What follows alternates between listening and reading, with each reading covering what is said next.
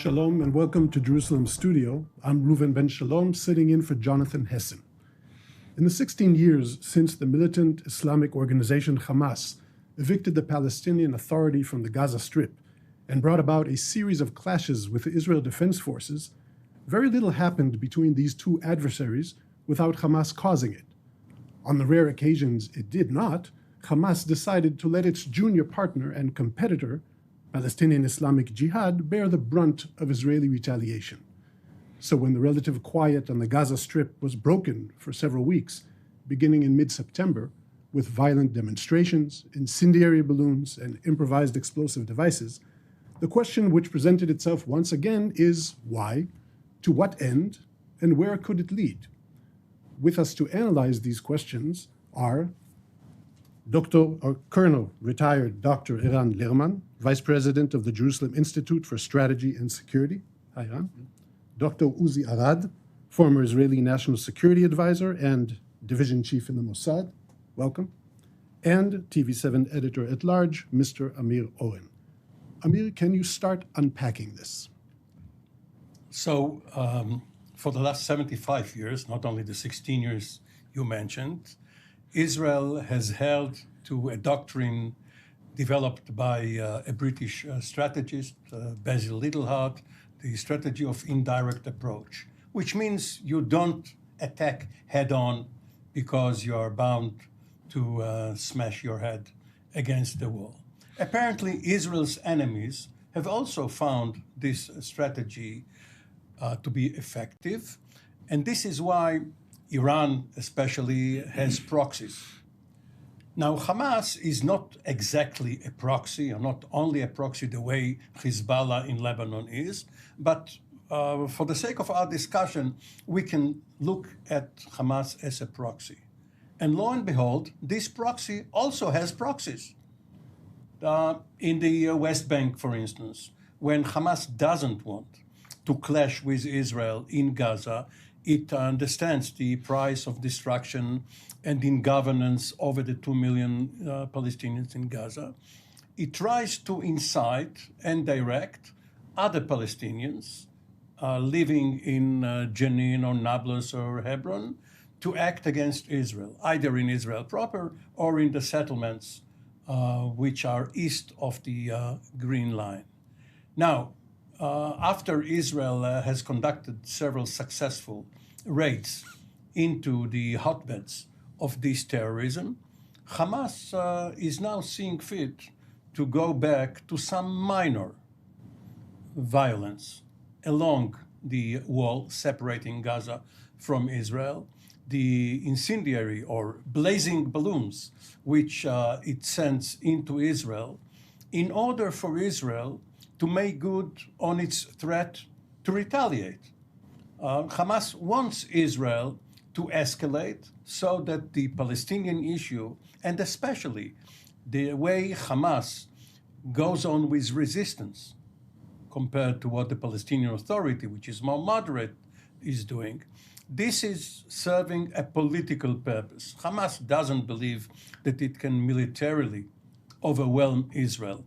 But it is good for Hamas to keep everyone on notice that it is still there and will have to be paid one way or another if there are developments on the political front. Mm-hmm. Dr. Arad, could you talk a little about what you think Hamas's long-term goal is, not only about Gaza, but relating to the Palestinian Authority? Do they plan to take over, actually, this whole Palestinian entity? And also, how do you think this connects to our perception of them? Because I think many times we perceive these clashes as our wish to bring peace and quiet and stability, and we even try to facilitate exporting goods from the Gaza Strip to give them a good way of life. But the overall picture for Hamas may be much more long-term and strategic. How do you see this? Well, in certain ways, Gaza is the most prominent among the military threats to Israel. Depends how you measure. If you measure, for example, the gravity or the centrality of this threat by the time given by decision makers to address problems emanating from them, or by the amount of resources, military, economic, and others, that have been diverted or invested in dealing with Gaza, you will find that it is the single most important issue. Events happening in Gaza, series of military operations conducted under different Israeli administrations, having been a repetitive thing. And even to this day, Gaza remains a threat in the following sense. What does it want? Well, it is led by Hamas, whose declared objective is not dealing with Israel ever, but to see the dismantlement of Israel. Remember that when, after the Hamas rose to power, the European issued 3 conditions that if the Hamas will fulfill, they would be engaged, the Hamas, in some diplomatic contact. One was to renounce terrorism. The second would be to accept previously accepted agreements by the Palestinians, Oslo and the rest. And third, to recognize Israel. And much to the surprise of the Europeans, who thought that these should be easy things to comply with, they agreed to none of them. But that shows you that for the time being, the Hamas is quite ideological and consistent in its long-term view. Certainly, it has not renounced terrorism, but it moved the other way around. It developed a capacity that did not exist before. Let me make a second observation, the extent to which we understand the Hamas. Remember that we took an initiative, a major initiative in Gaza, which was the disengagement from Gaza. That was a decision taken by Prime Minister Sharon against many of his pronunciations beforehand, and it was effected in 2005 and 2000. A great intentional effort. The army was given the thankless job of evicting the Israeli settlers and settlements, and it was a major, major decision. We were about to evacuate every inch of the Gaza Strip, and we will take every Israeli, and we would hand over the facility or not, and in the hope that this, and the stated objectives thought that this would benefit Israel politically, militarily, in other words. What had happened was that after the disengagement, within months, there were elections held and Hamas came to power. Rather than having the PLO, the Palestinian Authority band of Western-trained military force, Hamas came to power. At that time, the Israeli intelligence establishment had to say something about their failure to predict this victory, this electoral victory of the Hamas. So the considered view of the intelligence community was, do not be afraid. Hamas is an ideological organization, like the brothers in Egypt. They are not rulers. They do not want to handle, the real control. And that, for the time being, was the accepted norm, except that a year after, the Hamas attacked frontally the Palestinian Authority forces, threw them from the ceilings and rooftops, and became the political, military, economic, and everything rulers of Gaza. Or if I remember correctly, the thought back then was once they get the burden of Yes, sovereignty, they will have to act like a sovereign. They did not. Yes. Okay. And from then on, Gaza has turned, remember, the obligation under the roadmap from the Gaza Strip was that illegal weapons would be collected, pistols, things like that would be collected. Little did anyone dream that it would become a depository of missiles and rockets by the thousands. But that is what Gaza developed into. To this day, it has seen its capacity to send from its own territory threaten Israel, and in very, very serious ways. Not only did it occupy our attention, but if we talked about Israeli sovereignty, from Gaza they've been able to penetrate Israeli territorial sovereignty by tunnels, or from the air by sending those cheap balloons. So who gives much? That's the ideal weapon against the ultra-sophisticated artificial intelligence.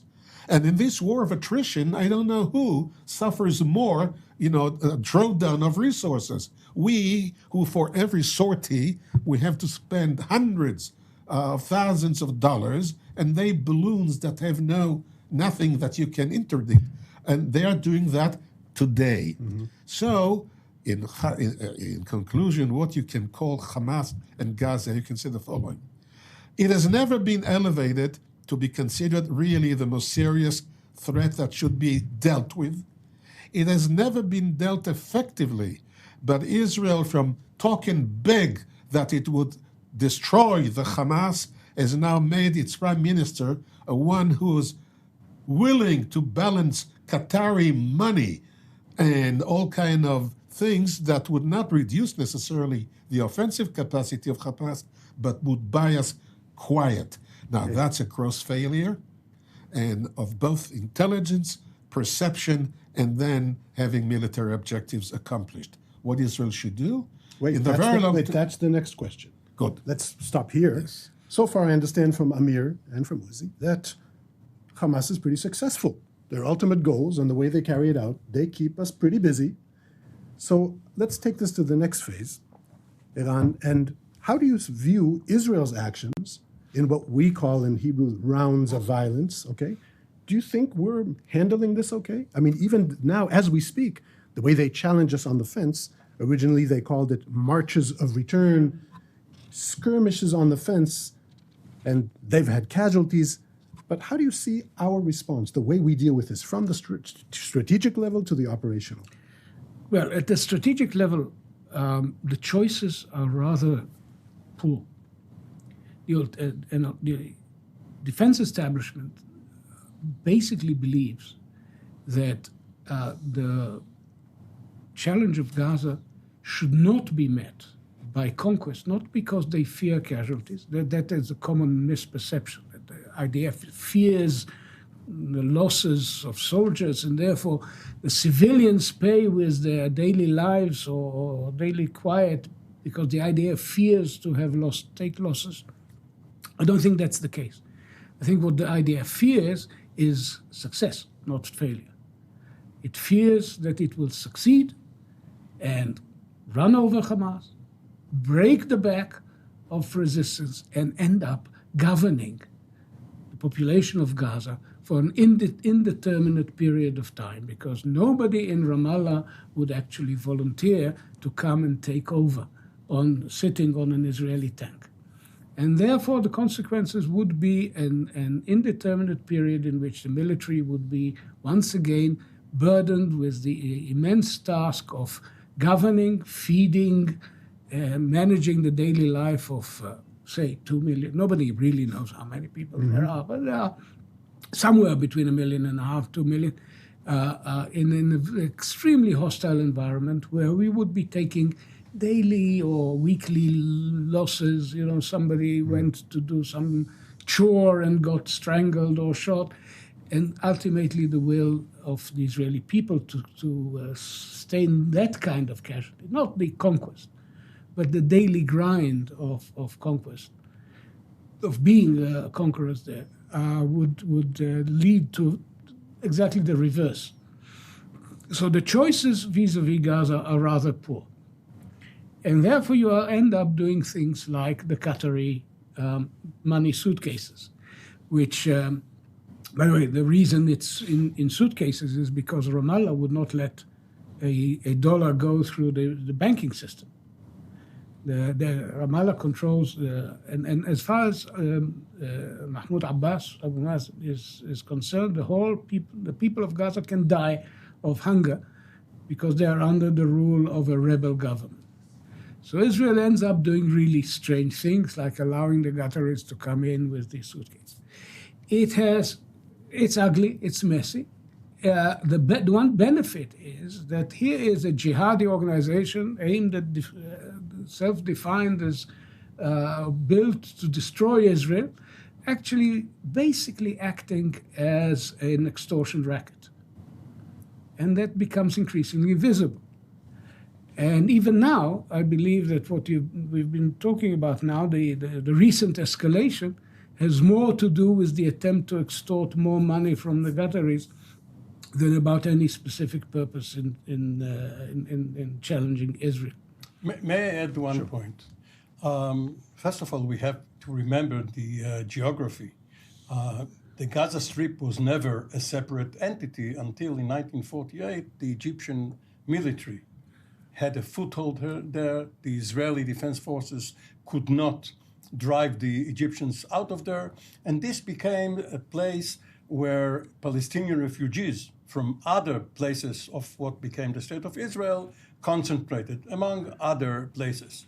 And the northern tip of the Strip is only an hour's drive south of Tel Aviv, and as the rocket flies can get to Tel Aviv. And the Gaza Strip is held between Egypt on the south and Israel on the north and in the west, which is the Negev, the southern part, the more arid part of Israel. And by the way, parts of which Prime Minister Netanyahu was willing to swap for parts of the West Bank where there are settlements under the Trump vision.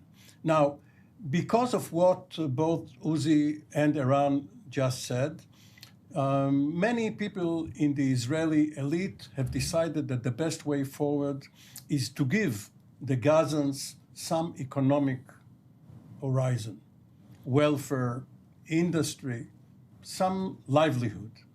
And for that, they were willing to give them a harbor, perhaps an artificial island where they can land small planes, gas extraction from the Mediterranean. There were several ideas. The bottleneck is the question of prisoners. In Israel, there are thousands of Hamas and jihadi prisoners. There are almost no Fatah prisoners because under the Oslo agreement, they were released 30 years ago or so.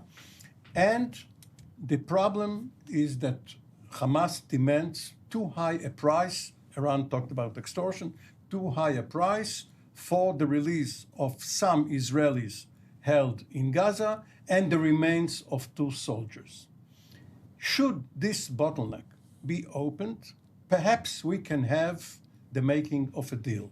Now, to complicate that, in Israel, there is a minister of public security, now called national security, Itamar Ben-Gvir, who decided that it is not grave enough a problem and that he wants to worsen the conditions of the Palestinian prisoners in Israeli prisons so that they will rise up, hunger strike or whatever, during this particular sensitive period. We all knew that during the high holidays, there could be an escalation in or from Gaza, which is really what is happening. So other, more moderate voices prevailed, and up to now, Ben-Gvir did not manage to get his way. But in a couple of weeks, we could be back again in the same place. Maybe similar to the way we analyze our rivals, we also have to analyze our leadership and what their real objectives are. Well, when you say Ben-Gvir and leadership in the same sentence, I cringe. What I mean is sometimes people flourish in chaos, and when something leads to chaos, maybe that is, in a way, the thinking of the time. Dr. Arad, I want to ask you something that personally troubles me. This is also going to be my job in the next war, and that is trying to convey to the world what we're trying to do, public diplomacy. And what troubles me here is that on a day-to-day basis, many Israelis get up in the morning, go down to the Gaza Strip's borders, facilitate everything from bringing in sick Palestinians to Israeli hospitals, bringing in and out goods, supplying all the materials they need, in and out commerce. Of course, we supply the fuel that goes into the pickup trucks so they can go and fire rockets at us. That means everything we can do to sustain life in Gaza. There's nothing that we would want more than them to have a good life. Yet, when we have a round of violence, in a flip of a switch by the Hamas, the entire world is talking about the Israeli siege. We are killing babies. We are the bad guys. They are oppressed. Now, I'm sorry to take it to this level, but can you try to explain this issue of how the world views this playground? Maybe in a way they see it different than us. Well, much of the world has a much greater understanding for the Palestinian position than to the position we are holding. It is a fact of diplomatic life that the European Union has a certain policy on how the Palestinians issue ought to be resolved, and the same is true of others. And that is the dominant feature. We are considered to be in occupation of part of Palestine, which is the West Bank. Those who advocated evacuation of Gaza, at one point there was a moment in which we said, should we evacuate every inch, or should we keep those tochemet hatzfonit, which are closer? A seamline buffer zone. Buffer zone, because these are kibbutzim which are closer to other Israeli than to the Palestinian population in Gaza. And the view that some of the Israelis who advocated complete every inch was that only if we evacuate every inch, then we would be given the credit of having evacuated, and that country is no longer under occupation.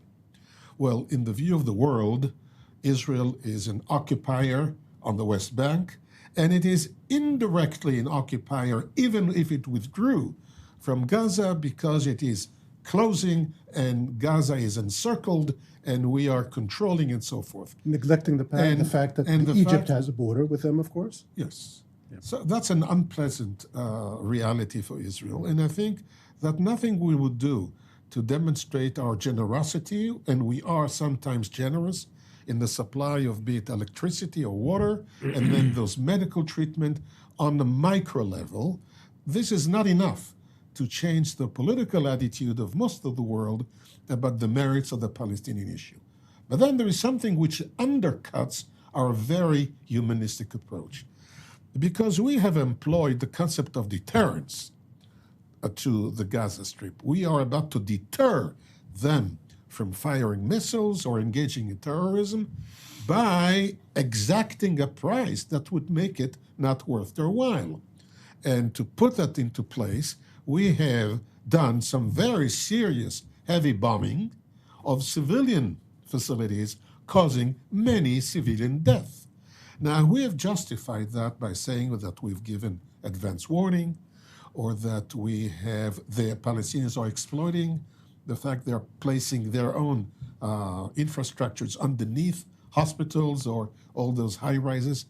Doesn't really change the matter. The matter is that every few years, when there's another round, then we come in full force, and the amount of destruction that we are affecting on the Palestinian, including civilian, dwarfs the many instances of helping them medically and so forth. Therefore, and now, some of these activities are condoned by international law. So there are commissions of inquiry coming, and we have to use all our means to say that this is done, but in consideration. But we are under constant diplomatic lawfare, which is our very policy of exacting a stiff price is causing and undercutting all those claims we're making about being decent and considerate.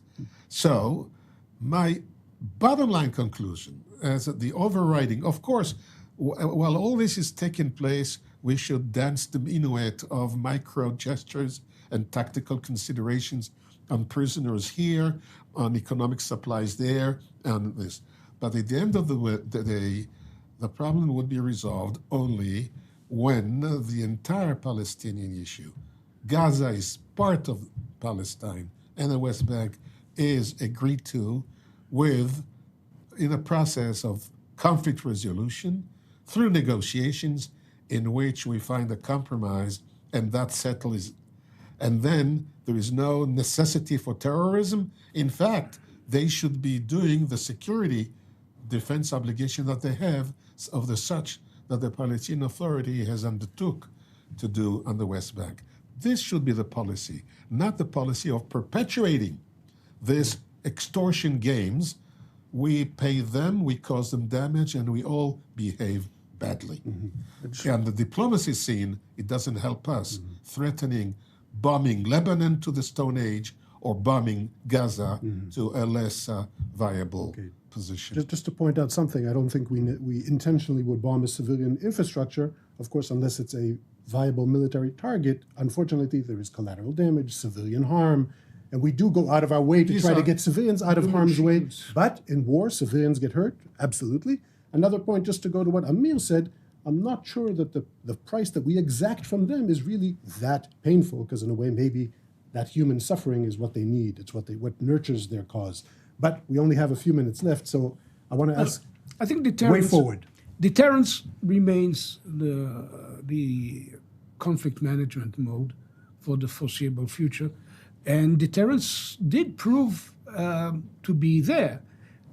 First of all, there have been long breaks between rounds, years, 2014 to 2021, for example, 7 years. It's not just an insignificant period of time.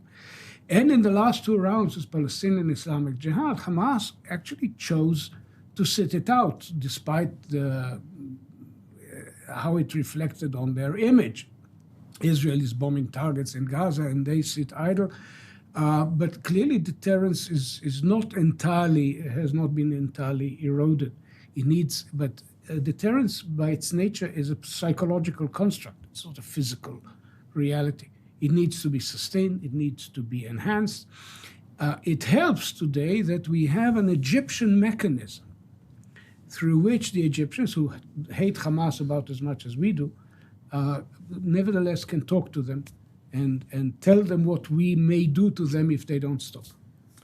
Unfortunately, that's all the time we have for this challenging arena. I would like to thank our guests, Dr. Eran Lerman, Dr. Uzi Arad, Mr. Amir Oren. I would like to thank our viewers for being with us, and we'll see you next time. Shalom from Jerusalem.